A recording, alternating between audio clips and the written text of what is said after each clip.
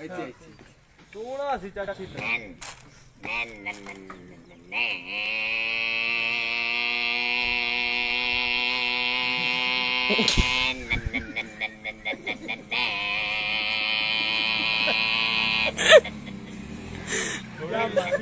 ਲਾਰੇ ਵੀ ਮਰਵਾ